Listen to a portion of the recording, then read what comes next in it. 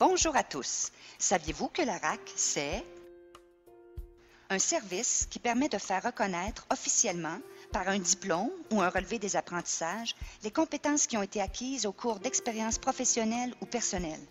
Une démarche individuelle centrée sur la personne et ses besoins. Un service distinct de celui de la formation traditionnelle, proposant de multiples avenues, qui pourraient s'avérer moins contraignantes dans le temps pour faire reconnaître ou acquérir des compétences. Un service gratuit qui demande néanmoins un investissement personnel.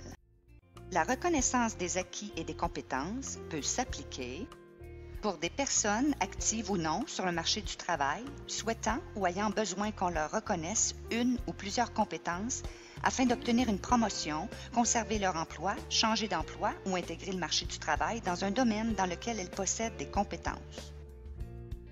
De plus, la personne doit démontrer avoir acquis des compétences non officiellement reconnues. Le moyen pris pour les acquérir importe peu.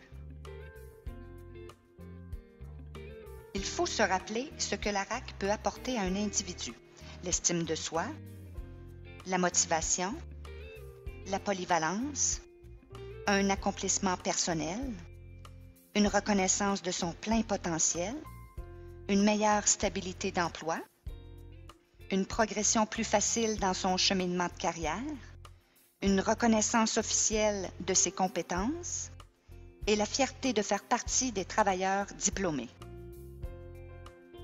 Sans oublier que ces retombées seront également fort profitables à un employeur sur le plan de la productivité, la qualité du travail, la compétitivité, la polyvalence des travailleurs, la valorisation du personnel et la notoriété de l'entreprise.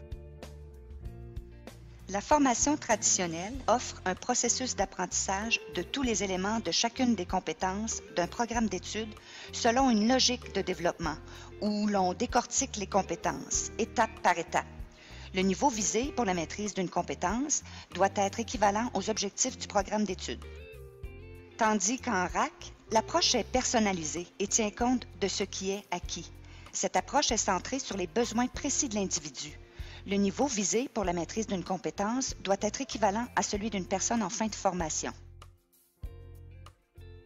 La formation traditionnelle est davantage accessible à des jeunes en continuité de formation, aux travailleurs en chômage et désireux de réintégrer le marché du travail comme diplômés, et à des personnes sans emploi qui peuvent et acceptent de faire un retour aux études à temps plein.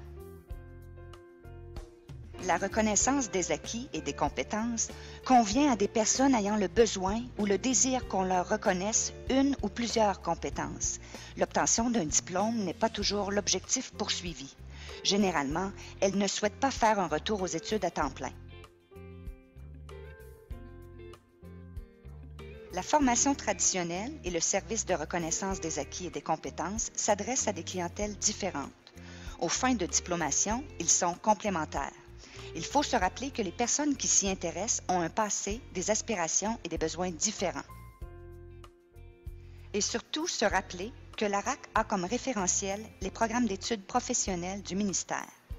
Chacune des compétences est vérifiée par un spécialiste avant de la reconnaître.